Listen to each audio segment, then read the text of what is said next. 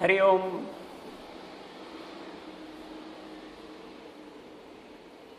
Friends, in the previous lecture we have learned what is health as defined by World Health Organization, as defined by Ayurveda. And we understood the perfect concept of health. And we know when health is disturbed in any way, it is disease. And disturbance may be above the normal, below the normal. And the purpose of therapy is to bring the disturbance to normal. Overcoming the disturbance, bring the health to normal.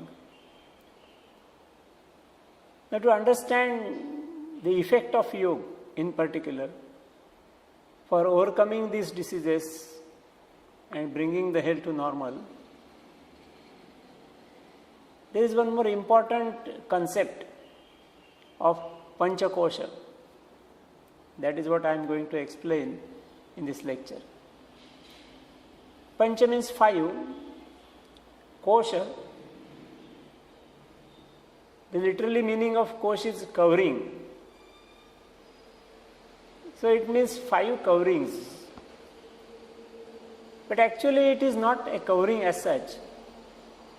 I can say this is a level of existence. So in yoga, the human existence is explained on 5 levels. That's what it means. So we'll understand all these 5 levels, and on all levels human existence is performing. These levels are connected to each other. They influence on each other.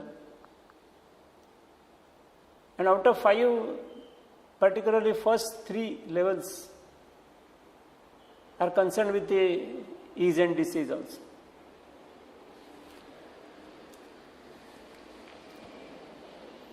You know the anatomy of our human body. We have different systems: bone and muscle system, circulatory system, respiratory system, digestive system, excretory system, reproductive system, nervous system, endocrine system, and so on.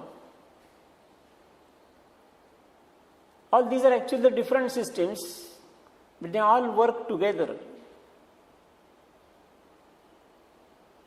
to function for the body. Body works with all the systems. Actually, every system is working independently as it is, but it is connected with other system. It is influencing the other system. It is influenced by other system. So all interconnection is there. So likewise,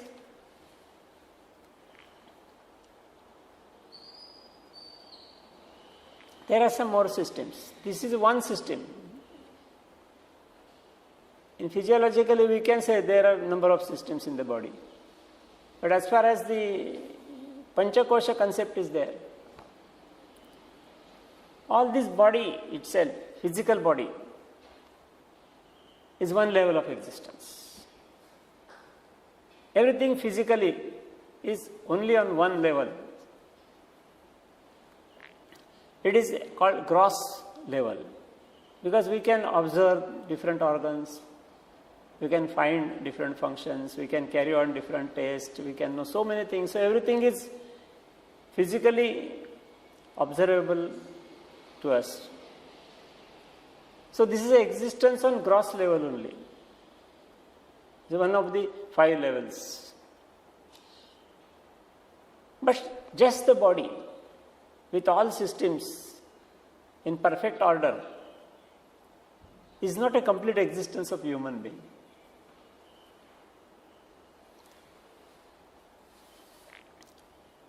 So it needs the help of other systems also. And that is why we learn all these systems one by one. And then we must know the interconnection, which is very important from the viewpoint of therapy also.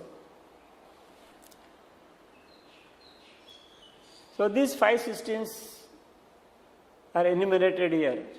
The first one is Annamaya Kosh. Every system is called Kosh, so I'll use the same word. But actually it's a level of existence. So Annamaya Kosha, Anna is food. So Annamaya Kosha is level of existence because of the food. Then second is Pranamaya Kosha. Prana is a energy stimulating Annamaya Kosha. So Annamaya Kosha has to function, but that will function because of existence of Pranamaya Kosha. So definitely we must know something about Pranamaya Kosha also, because it is a stimulation. Without Pran, that Annamaya Kosha has no existence and no function. Then there is a third kosh which is called Manomaya Kosh. Man is of course the mind. So Manomaya Kosh stimulates Pranamaya Kosh. Pranamaya Kosh stimulates Annamaya Kosh. And that is how our body functions. Still go ahead is a Vijnanamaya Kosh. Vijnana is extra knowledge, what is called in modern science as extrasensory perceptions, ESP. And the last kosh is Anandamaya Kosh. Ananda is a bliss. So human existence is based on all these 5 levels. So we'll learn one by one, and then we'll see how it is interconnected and how it is useful, and how we can make use of this concept in yoga therapy. The first kosh is Annamaya Kosh, that is a human body, a gross level. I think nothing much is required to be explained because everybody knows. We have got different organs, hands, legs, head. So internal organs, heart, liver, kidney, and all other systems. The whole thing is developed through the food. It is managed with the help of food. So it is called Annamaya Kosha because Anna is food. So Kosha, which is developed through the food. You see, in the womb of the mother, the body is developed with the help of the food mother takes. And of course, after the birth, the baby starts taking food in different forms. And with the food only, the body grows maybe from 2-3 kilos to 60-70 kilos. It is because of food only. And food also is responsible for functioning also. You know, we get particularly carbohydrates converted to glucose. Then we inhale air, so we absorb oxygen. And that glucose is oxidized with the help of oxygen in every cell. And with that energy, the cell works. So, the body is functioning through the food. Body is developed through the food. Body is grown up with the food. So definitely food is a major component of this level of existence. But just body with different organs and all that is not the total existence of human being. It needs energy. And that energy is called prana. I have already explained that energy is extracted from the oxidation process of glucose. Yes, that is a physiological function. So that function is connected with Annamaya Kosh. But still some more energy is required. The basic stimulating energy is required for the stimulation of the oxidation process itself. And that energy is called pran. So without pran, or in absence of pran, the oxidation process also will not take place. Even if there is a glucose and oxygen and everything is there, but if the pran is not there, there will not be any oxidation process, no energy is generated, and the body will not function. So without pran, the body cannot function, the body cannot be live also. Body is live because of pran. Body is functioning because of pran. Food is required, no doubt, but food is secondary. Primary requirement is pran. And that pran is there in the body, so body is live. When pran leaves the body, body is dead.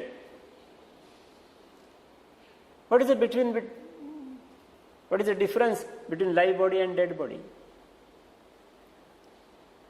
In dead body also, all the organism is there. Every organ is there. But nothing functions. See, everything is there, the blood is there, even the glucose is there in the blood, oxygen is also there, everything is there. But nothing functions because there is no pran. So pran leaving the body is death. And pran functioning in the body is life. Of course, pran is energy, so you cannot see pran. But you cannot refuse, because that is the difference between live and dead body. So we have to accept that something in addition to all organism and in addition to all type of foods, everything, some energy has to be there, and it is pran. So that is accepted in this yogic concept as pranamaya kosh.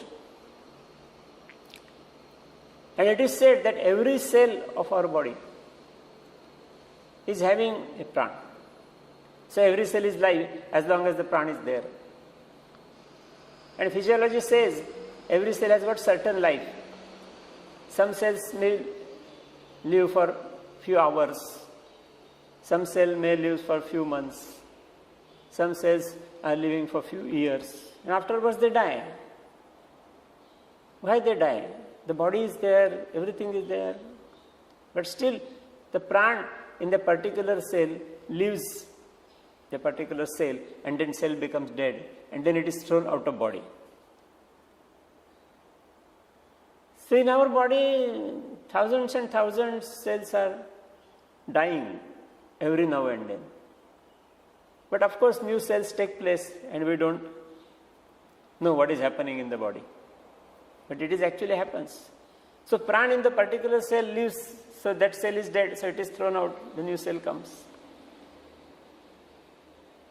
So likewise the pran is functioning through every cell. It stimulates every organ to function in its proper way. Pran stimulates heart to beat. Pran stimulates muscles to contract and expand. Pran stimulates even the lungs to inhale and exhale. Pran stimulates liver to generate so many chemicals. It means we can say pran is stimulating to every organ and stimulating to it for better functioning. So when pran is functioning, the organ will function properly. If suppose the pran is disturbed by any way, then the function for a particular organ may disturb. So in disease condition we can say, if supply of pran is not proper, the organ will not function properly. For a diabetic patient, it is said that the beta cells in the pancreas, they don't generate proper insulin. Beta cells are there. Every nourishment is there. but they don't generate proper insulin because there is a short supply of prana. If we supply prana in a proper way, they will generate proper insulin. That is a solution for a diabetic patient. Just see, this is how the approach of prana is there. Now this prana, it has got some different functions in the body. So it is said that there are 5 major pranas are there. They are given the specific names also. Of course, it is the energy. So you cannot show differently. This is different, this is different. Everything is energy. But the energy which stimulates heart and respiration, a very crucial function of our body, is called prana itself. Then the energy which is responsible for excretion, stool, urine, sweat. You see, that is excretion also is a very special function of the body which is very essential for maintaining health also. So this function is carried out by the energy which is called apana, a type of prana only. Then our nervous system, a very critical system. Even the modern scientists also don't know how exactly it operates. What is actually the formation of operation of nervous system. They know so many things about nervous system. But you see that Udana is a prana, type of prana, which controls all nervous system. Then our bones and muscles are controlled by Vyana. And the digestive system is controlled by Samana. So these are different names given to the different functions of the energy of prana. It is just like that. You see, just we got the electricity in our house. It is same, but the same electricity we supply to the fridge and we get the cool condition. If the same energy is supplied to heater, we get heat. If the same energy is supplied to bulb, we get light. If we supply the same energy to fan, we get the breeze. So we are getting the different functions done with different instruments, but basic energy is same. Similarly, here is the basic energy prana. But actually prana stimulates heart and respiration, apan stimulates excretory functions, udan stimulates nervous system or brain, vyan stimulates bones and muscles, and saman stimulates all digestive system. Is correct now? This is how prana, the basic energy, operating 5 different systems in our body. In addition, there are 5 subordinate pranas because they carry a little bit minor work, we can say. First 5 pranas, they carry major work of our body.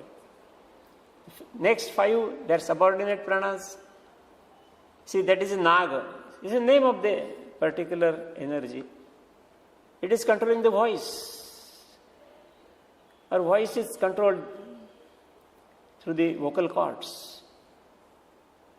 But it generates so many letters and words and all that we talk, maybe in different languages also. But this total function is controlled by the energy which is called Naga.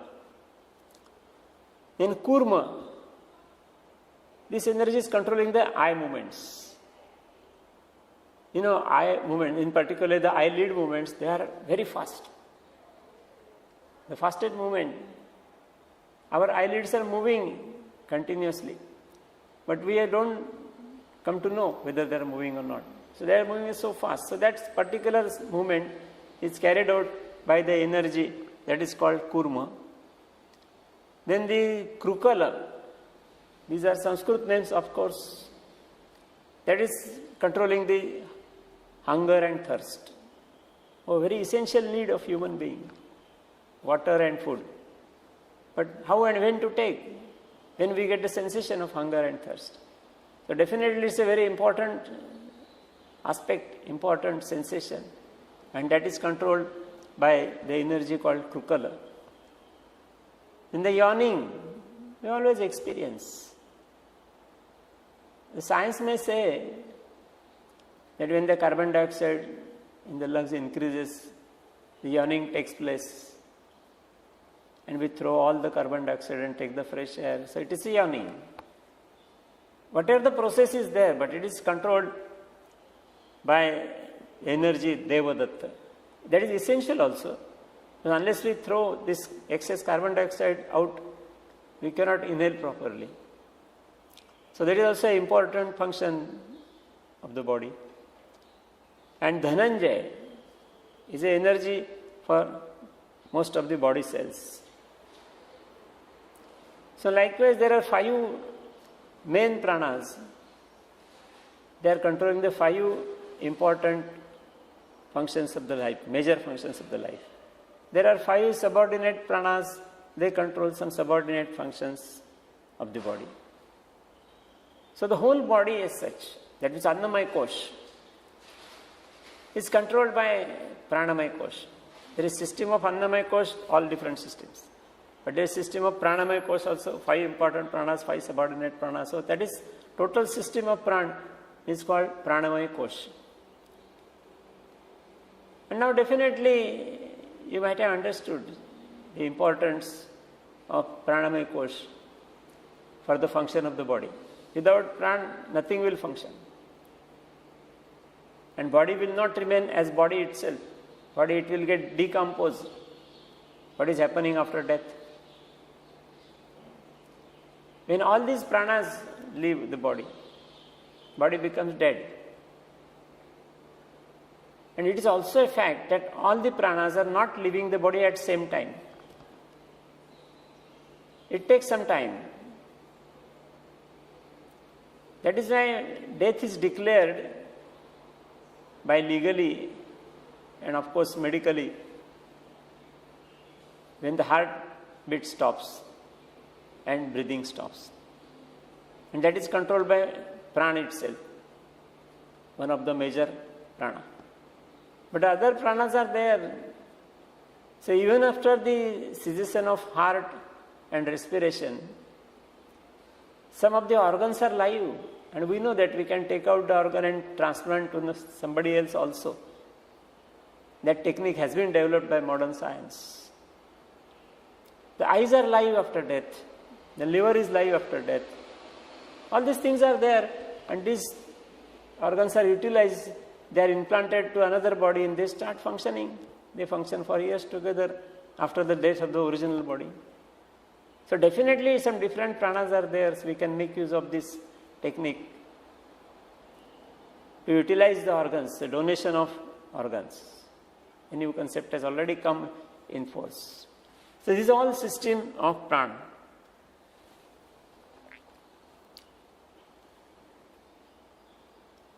But actually prana also needs some stimulation.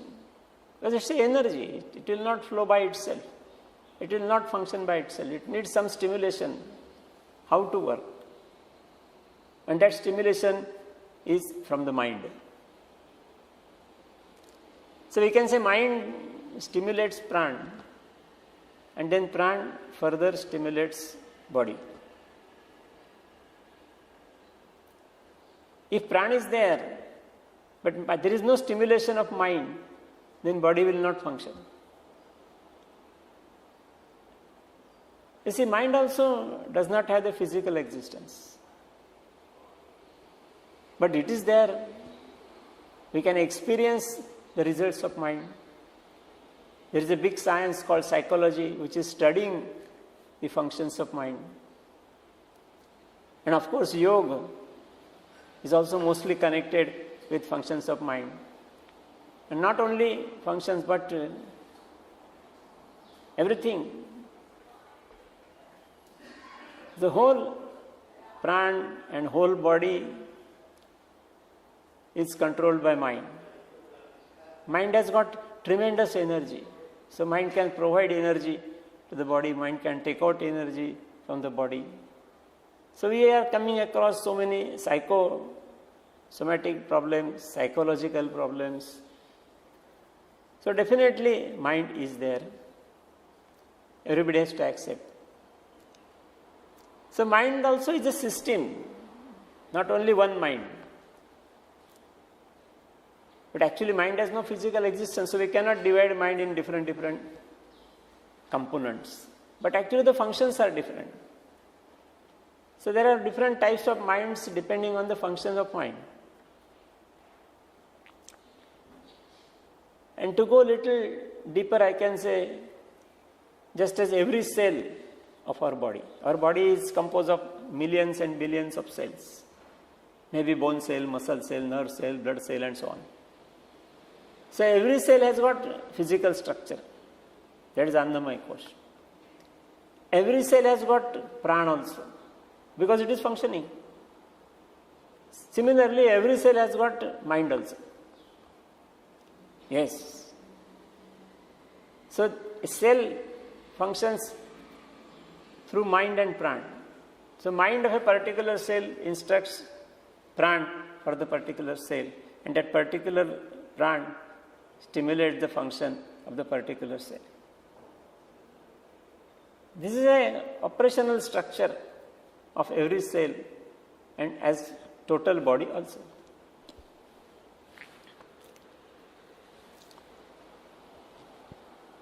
So let us understand some levels of mind also, or some functions we can say.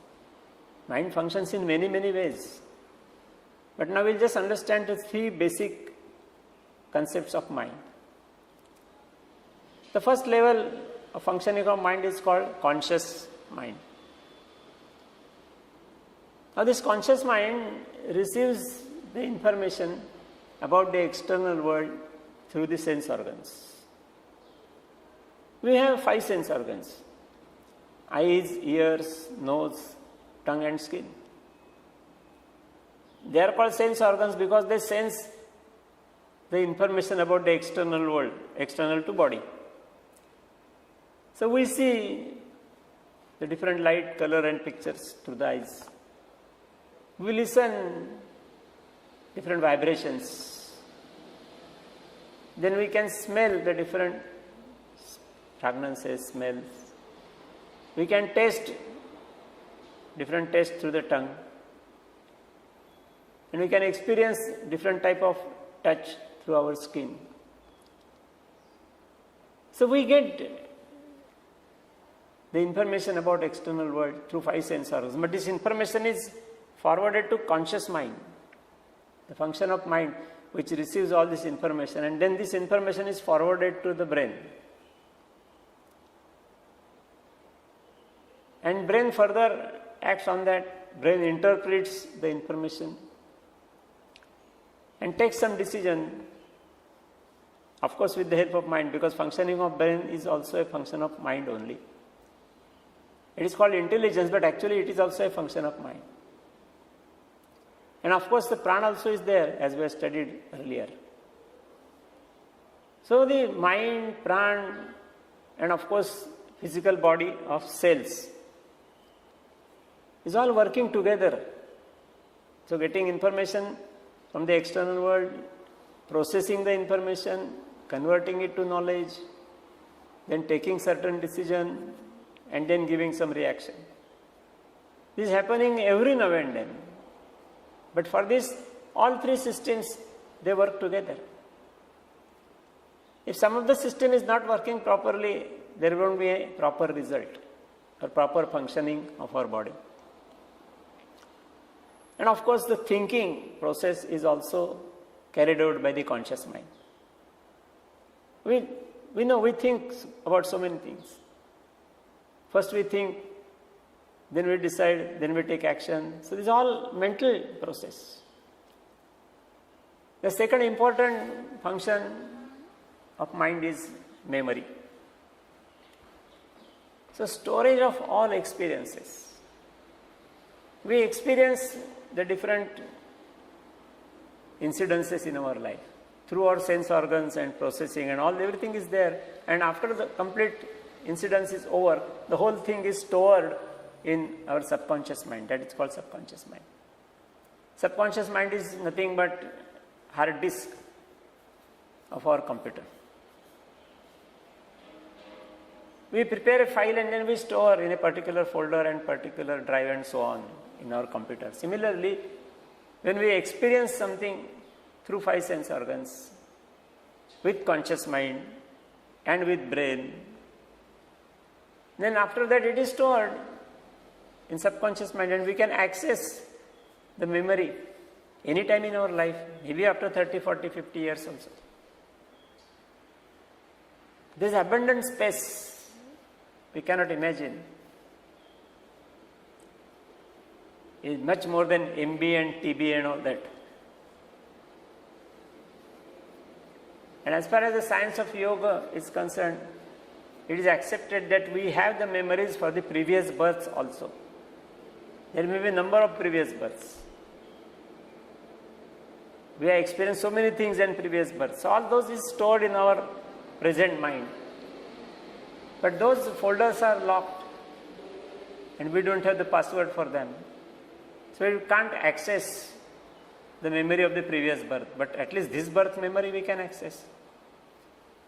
So this total function of memory is carried out by subconscious mind. And the third level of mind is unconscious mind. Actually, unconscious mind itself is we can call it soul or Atman, or the energy and knowledge source behind the control of the whole body.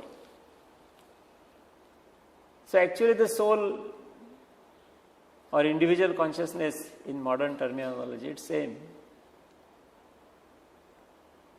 It is in the knowledge form and energy form. So definitely no materialistic existence. But soul is this thing which is behind everything.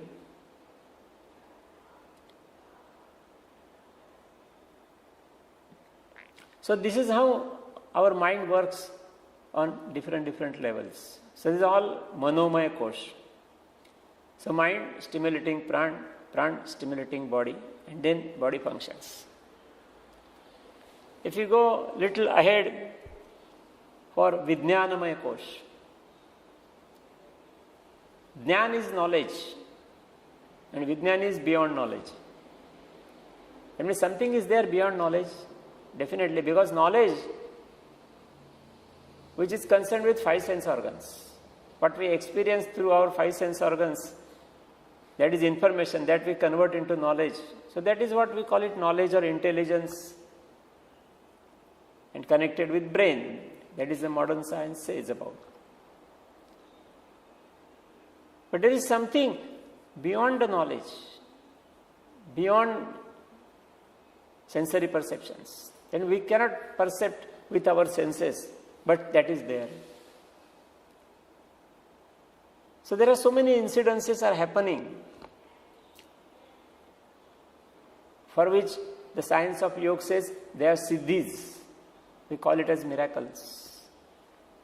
So this field of my mind, when it is evolved at a particular level, then it goes beyond the intelligence, beyond the sensory organs. So it is called indriya tita jnana. That means extrasensory perceptions. So vijnanamaya kosh is all connected with extrasensory perceptions. And that is possible with yogic techniques. If one studies yogic techniques in a systematic way, he can enter in the field of vijnana, that is extrasensory perception. The experiences are there. Even the scientists are also studying. They could not get the proper answer for these incidences. So they call it ESP, extrasensory perception. If you give this word extrasensory perception on Google, you will find thousands of sites. They are explaining such miraculous things which are happening in the world. Not only in India, outside also. So definitely ESP is there, extrasensory perceptions are there. But science is not able to control or even study those. But yoga has definitely explained so many things about extrasensory perceptions. That is all vijnanamaya kosh. And that is a result of perfect meditation. Dharana, Dhyan, Samadhi. Patanjali has given the specific techniques to evolve your mind to enter the field of Vijnanamaya Kosh. In normal human being, this Kosh is not so much active, very little active. But in a yoga practitioner on very high level, this Kosh is very effective. And that is why so many siddhis or miracles are possible for a higher level practitioner of yoga.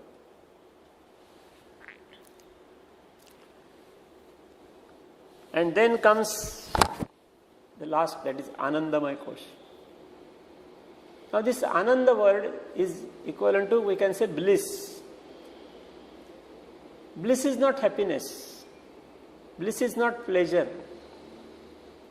It is beyond happiness and pleasure. Because happiness and pleasure is connected with sense organs. We see some good picture and we become happy. We eat some good and delicious food and we are happy. If you don't get proper food, then we are not happy also. We listen good music to the ears and then we are becoming happy. So our happiness and sadness is depending on information received to sense organs. So I can say happiness, sadness, or miseries and pleasure, these are all sensory perceptions. But the bliss is beyond sensory perceptions. You cannot perceive bliss with eyes, ears, nose, tongue and skin. Bliss is an inner feeling which is irrespective of external information and external senses. And this is to be experienced. This can't be explained in words. This is a feeling to be experienced. If you practice regularly yogic techniques, then that bliss can awake in you. And so you will be always, we can say, happy or pleasurable, irrespective of any sensory perceptions. This bliss remains satisfying you whether you are in good condition or bad condition, whether you are in happy condition or sad condition, doesn't matter. So if you look to the people who are practicing yoga on higher level, they are always blissful, irrespective of the sensory perceptions, irrespective of even happiness and sadness, miseries and pain and everything. They are beyond everything. They don't feel like anything. So that is real bliss. So this last level of existence is just bliss. And that is the original state of Atman. Totally blissful condition. But as Atman or soul or individual consciousness gets mixed up with all body-mind complex, with all these different 5 koshas, and then he becomes a human being. Becoming happy with something, becoming sad with something, experiencing pleasure and misery and all that. But original state of Atman is totally blissful. And the target of yoga is to achieve that state, which is beyond sensory perceptions, beyond pleasure and miseries, beyond happiness and sadness, beyond everything. State of complete bliss. So this is the 5th level of existence.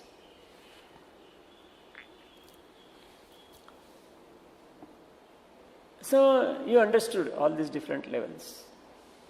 And now you might have understood the same thing, that without all this, the existence of human is not complete. Just Annamaya Kosh also will not function. Just Annamaya with Pran will not function, because Pran needs stimulation. So we need Manomaya Kosh also. So first 3 koshas are definitely essential for our existence. The 4th one is a evolution of Manomaya Kosh in Vijnanamaya Kosh. And Anandamaya Kosh is the final target to achieve with the help of yoga. So as far as our subject is concerned. Ease, disease, cure. I think we are mostly connected with first three koshas. Annamaya kosh, pranamaya kosh and manomaya kosh. But actually yoga, the science which deals with all these koshas. So yoga has provided the different techniques to establish the control over the different koshas. Or rather improve their function. If some function is wrong, that is what is happening in disease. Somewhere something is wrong. And we have to correct it. So yoga provides practical ways and means for correcting all that. So for Annamaya Kosha, we know the different asanas. And we know also that particular asana is having good effect on our body. As we say that Bhujangasana, Shalabhasana, Dhanurasana, these are good for the functioning of the spine. Some asanas are good for digestion and so on. So definitely our functional disorder of the body, Annamaya Kosha, we can correct, modify and even develop with the help of asanas. So asana is a technique which is mentioned for controlling Annamaya Kosha. In particular, asana has got some effect on mind also, but major we can say asanas we can control the Annamaya Kosha. And Pranamaya Kosha is definitely controlled by pranayam, the words are similar. And that is what we have studied also. Pranayam, we try to control pran. The process is controlling breath, no doubt. But that is a process. Ultimate aim is to control the flow of pran. Suppose particular organ is having a shortage of pran. Then how to improve the supply of pran? With the help of pranayam. So this is how we can make use of these pranayamic techniques or different types of pranayamas in the curing process or correcting process, I can say, for many of the organs in our body. For controlling the Manomaya Kosha, the process of dharana is explained by Patanjali in Ashtanga Yoga. Dharana is a concentration of mind. Apparently it looks only one technique of concentration. But this one technique itself is used for many of the diseases. To overcome the problems. Definitely it's a good technique. It gives very good results. We use definitely these techniques in yoga therapy, which works much better than other medicines. So for psychosomatic problems, we use the technique of meditation or dharana. Then for Vijnanamaya Kosha, Patanjali has explained dhyana. That is an advanced stage of dharana. So advanced meditation. It results in some developing the mind to the Vijnanamaya Kosha. Patanjali has devoted one complete chapter of his text, Vibhuti Pada, where he has explained many siddhis and miracles which can be achieved through the practice of dhyana. Of course, it is a developmental stage, so there is no question of any disease or misfunction of the body takes place. When the body is perfect, then only this course can be achieved. So this is a developmental stage, but definitely can be achieved through the practice of dhyana. And Anandamaya Kosh, the final stage, it can be achieved with the help of samadhi. So as I told you in the beginning, this Vijnanamaya Kosh and Anandamaya Kosh, so we can say the dhyana and samadhi, is not mostly connected with ease and disease. Because it's a highly developed scale, highly developed stage, which needs perfectness in Annamaya Kosh, Pranamaya Kosh and Manomaya Kosh. Then only the development is possible. And when these all three koshas are perfect, the health is definitely perfect. So last two koshas and those practices are useful on very high level, which is not connected with disease. So we will not think of more for these two. But first three definitely. Now we understood that these are all first three. I am talking about first three now. Annamaya Kosh, Pranamaya Kosh and Manomaya Kosh. They are interconnected, they are interrelated, they are influencing on each other. All this interconnection is there. And when in the condition of perfect health, all three koshas are performing their duties perfectly.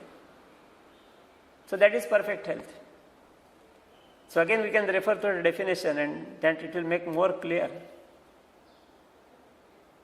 that our body organs must function properly.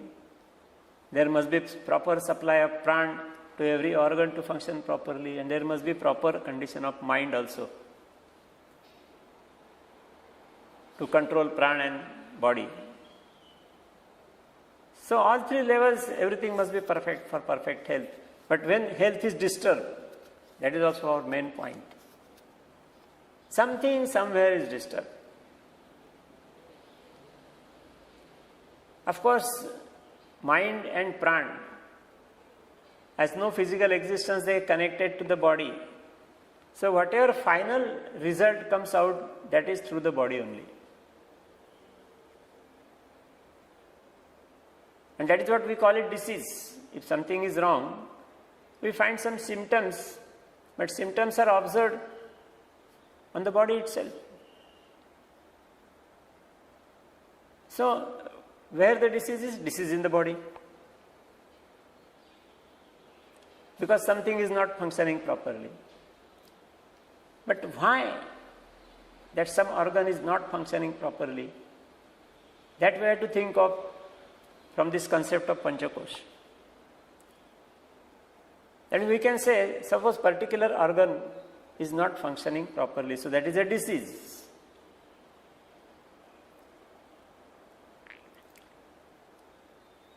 You can consider a heart also. Heart problems are abundant.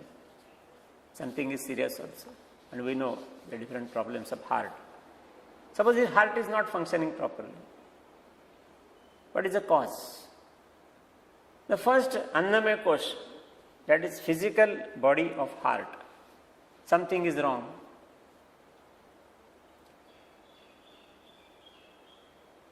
So there is some deficiency in Annamaya Kosha. Of course connected with heart. But if Annamaya Kosha is correct, nothing is wrong.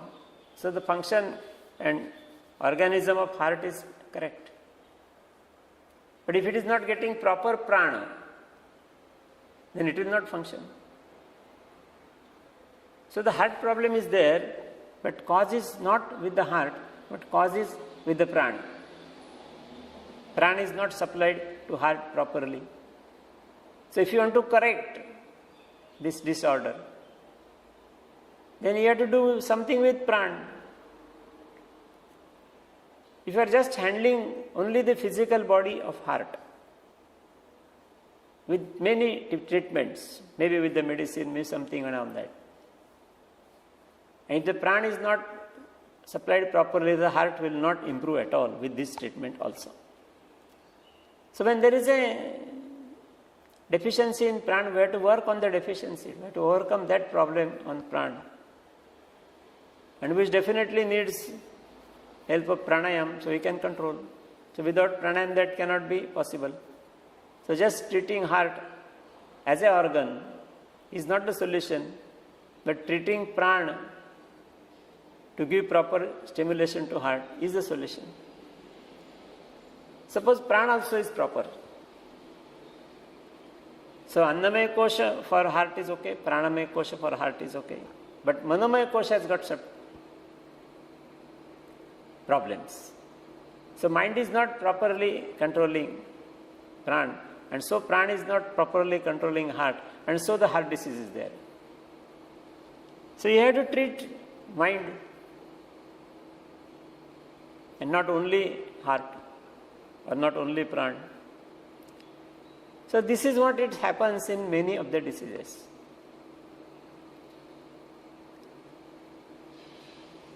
Because in some of the diseases you find different tests are available to test the function of heart or function of different organs, and the function is okay. Doctor may say nothing is wrong in the heart, everything is correct. Then there may be short supply of pran, so it is not functioning. Or even it is understood that something is wrong in the mind. And basically the stress. Stress is on the mind level, not on the body level. So if mind is stressed, it can give rise to many diseases. That is already accepted fact by all medical experts. So when the cause is there in the mind, of course result is through the body only. So result is through the Annamaya Kosh, because that is observable. Mind and pran is not observable. But it is conclusion that there is something wrong in the mind. So we have to treat the mind and not the body. But there is no treatment available for the mind in many of the therapies. But yoga can give that solution. That is very important aspect of the science of yoga. That actually yoga is designed to control the functions of mind. Yoga chitta vritti nirodha. And particularly there are different types of meditations and all that. So we can control the functions of mind with these different techniques. So if you control the functions of mind and make it operate properly, then automatically pran also will be operated properly, automatically the body organs also will be operated properly, and automatically we can get over the disorder. So disease, disorder or misfunctioning of the body also needs to control prana and mind. So whenever the patient comes to us with his symptoms and all that reports and everything, and while studying all is, we have to keep this mind that what about pran, what about mind. And to my experience, disease is a composite effect of all these three koshas. It may not be only one. In certain cases, it is one only. Suppose there is an accident, a fracture for the bone. It's all physical problem. It's nothing connected with pranamaya kosha or manomaya kosha. So it is to be dealt with on physical level only, and it works. But actually, joining the bones, that process is definitely controlled by prana and mind. So there we can make use of that. So while treating, we have to think that something is wrong in somewhere. And so our prescription, we can say, because when we give some training to the patient, we have to decide what practices we should teach. So these practices, they include asanas, some of the asanas, to correct the Annamaya Kosha problem. Then definitely we have to include some pranayamas for correcting the Pranamaya Kosha disorders connected with the disease. And then we have to add meditative techniques, dharana, concentration of mind, to make some corrections on Manomaya kosha. So our treatment is total. So we can say holistic approach. We correct function of mind, we correct function of prana, and we correct function of body also. So we teach some asanas, some pranayamas, some meditations, and then it gives the correct result. If you just deal with Annamaya Kosh only, which the modern medicine does, because they don't have the medicines for Pranamaya Kosh and Manomaya Kosh. If the cause remains as it is, and just treated the body, there is not going to be the perfect health, perfect solution. And that is why for many of the diseases, the patient has to continue the medicine up to the end of the life. Because medicine has got temporary effect. For hypertension, the blood pressure is high. So medicine is given, the blood pressure comes to normal as long as the medicine is there. It has got effect maybe for 8 hours, 10 hours, 12 hours. When the effect is over, the blood pressure again shoots up. The patient has to take another tablet. And likewise, he has to continue the taking tablets. There is no solution, no stopping of medicine. Doctor says you never stop this medicine. You have to take the medicine lifelong. It may be hypertension, it may be diabetes, it may be arthritis, or whatever it is. But with yogic practices, we correct all 3 koshas. So no further treatment is required. Everything is perfect. So we can give the perfect health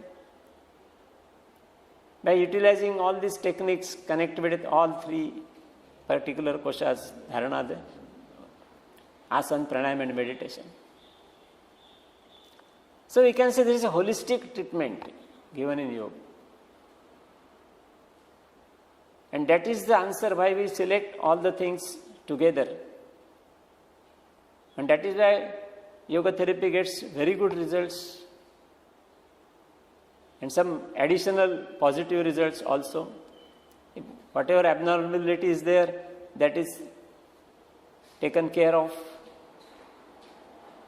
So it is we can say, best therapy. Of course, within certain limits, because limits are there. The other things we'll discuss later, step by step. But please remember the 3 koshas and treatment of asana, pranayama, and meditation combined together gives the very good results. So, Hari Om.